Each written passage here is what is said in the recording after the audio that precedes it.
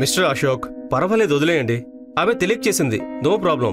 కానీ సార్, మీరిక్కడ ఇలా, అది కూడా బైక్ పైన, నాకు అర్థం కావడం లేదు సార్. కొన్ని విషయాలు అర్థం కాకపోవడమే మంచిది. నేను మీకు తర్వాత అన్ని వివరంగా చెప్తాను. ఇప్పుడు నాకు ఒక ముఖ్యమైన పని ఉంది, నేను వెళ్ళాలి. సార్ మీరు ఇలా బైకును తోసుకుంటూ వెళ్ళడం ఏంటి?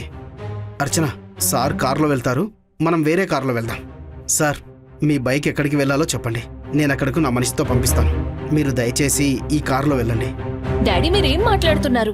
నా ఫ్రెండ్స్ ముందు ఇలా నన్ను అవమానించొద్దు ప్లీజ్. నాకంటే వీడే మీకెక్కువ.